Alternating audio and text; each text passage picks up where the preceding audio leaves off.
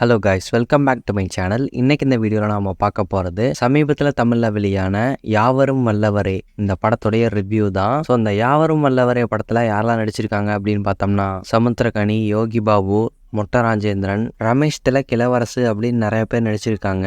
ராஜேந்திரா சக்கரவர்த்தி இந்த படத்தை டைரக்ட் பண்ணியிருக்காரு.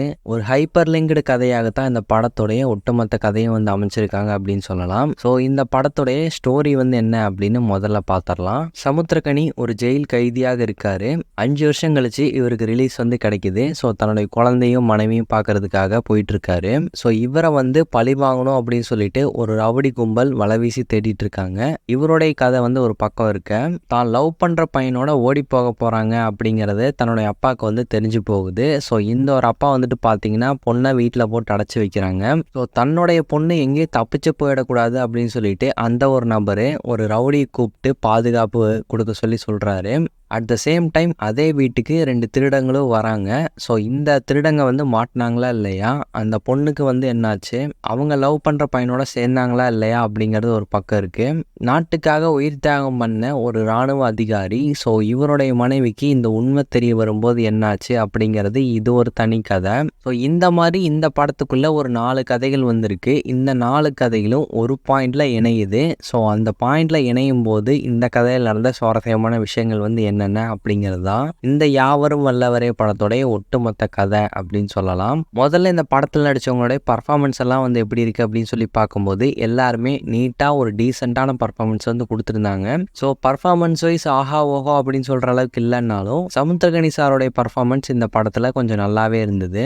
மிக முக்கியமாக ஃப்ளாஷ்பேக் போர்ஷன்ஸ் ஆகட்டும், அதுக்கப்புறம் ப்ரெசென்ட்ல இவர் கொலை பண்ணிட்டு அதுக்கு ஃபீல் பண்ணக்கூடிய இடங்களாகட்டும், இந்த சில காட்சிகளில் அவருடைய பர்ஃபார்மன்ஸ் நல்லாவே இருந்தது. இளவரசி, யோகி பாபு, அதுக்கப்புறம் ரமேஷ் திலக், மொட்டை ராஜேந்திரன் இவங்கெல்லாம் அங்கங்கே லைட்டாக காமெடி பண்ண ட்ரை பண்ணுறாங்க. பட் காமெடி இந்த படத்தில் ஓரளவுக்கு தான் ஒர்க் அவுட் ஆயிருக்கு அப்படின்னு சொல்லலாம். ஸோ சீரியஸாக ஒரு கதை போயிட்டு இருக்கும்போது இன்னொரு பக்கம் இந்த கதைக்குள்ளே லைட்டாக காமெடியும் இருக்கட்டும் அப்படின்னு சொல்லி வச்சுருப்பாங்க போல். அது ஓரளவுக்கு தான் ஒர்க் அவுட் ஆயிருக்கு. ஸோ இந்த படத்துடைய கதையை ஒரு ஹைப்பர் லிங்க்டு ஸ்டோரி மாதிரி கொண்டு போகணும் அப்படின்னு சொல்லி இவங்க முயற்சி பண்ணியிருக்காங்க. பட் அதை கனெக்ட் பண்ண விதம் இந்த படத்தில் பெரிய அளவில் ஒர்க் அவுட் ஆகலையோ அப்படிங்கிற மாதிரி எனக்கு ஃபீல் ஆச்சு. ஏன்னா இந்த படத்தில் ஒரு 3-4 கதைகள் வரும்போது எதை விட்டுறது எதை கவனிக்கிறது அப்படிங்கிற ஒரு குழப்பமும் ஏற்படுது. அதே சமயம் படத்தை பரபரப்பாக பார்க்குற அளவுக்கு சுவாரஸ்யமான விஷயங்கள் கம்மியாகத்தான் இருக்குது அப்படின்னு சொல்லி தான் ஆகணும். இந்த ஒட்டுமொத்த படத்துலையும் ஒரு சில காட்சிகள் ரசிக்கும் விதத்திலே இருந்தது. ஸோ அதையும் நம்ம சொல்லி தான் ஆகணும். ஸோ அந்த சில காட்சிகள் எல்லாம் இந்த படத்துக்கு ஒரு ப்ளஸ் பாயிண்டாக தான் அமைஞ்சிருக்கு. அண்ட் இந்த படத்துக்கான வசனங்களுமே பார்த்தீங்கன்னா ஒரு பாசிட்டிவாக தான் அமைஞ்சிருக்கு அப்படின்னு சொல்லலாம். இந்த படத்துக்கான சினிமாட்டோகிராஃபி நீட்டாக பண்ணியிருந்தாங்க. பேக்ரவுண்ட் ஸ்கோர் இருக்கா இல்லையா அப்படிங்கிற மாதிரி தான் ஒரு சில இடங்கள்ல இருக்கும். ஒரு சீரியஸான விஷயங்கள் போயிட்டு இருக்கும்போது அந்த சில இடங்கள்ல ரொம்ப சைலண்டாக போகுதோ அப்படிங்கிற ஒரு ஃபீல் ஏற்பட்டுச்சு. ஸோ கம்ப்ளீட்டாக இந்த படத்தை பார்த்து முடிக்கும் போது ஒரு முழுமையான படத்தை பார்த்த ஒரு திருப்தி இல்லாத மாதிரி தான் ஒரு ஃபீல் ஏற்படுது. ஓவராலாக இந்த படம் எப்படி தான் இருக்குது அப்படின்னு சொல்லிட்டு கேட்டிங்கன்னா தாராளமாக ஒரு டைம் ட்ரை பண்ணலாம். பட் சுவாரஸ்யமான விஷயங்கள் இந்த படத்துக்குள்ளே கம்மியாக இருக்கிறதுனால இன்ட்ரெஸ்ட் இருந்தால் மட்டும் ட்ரை பண்ணி பாருங்க அப்படிங்கிறது தான் என்னுடைய சஜஷன் அப்படின்னு சொல்லலாம். இந்த ஒரு ரிவ்யூ உங்களுக்கு பிடிச்சிருந்தா லைக் பண்ணுங்கள், ஷேர் பண்ணுங்கள், கமெண்ட் பண்ணுங்கள், இந்த சேனலுக்கு சப்ஸ்கிரைப் பண்ணுங்கள். தேங்க்யூ.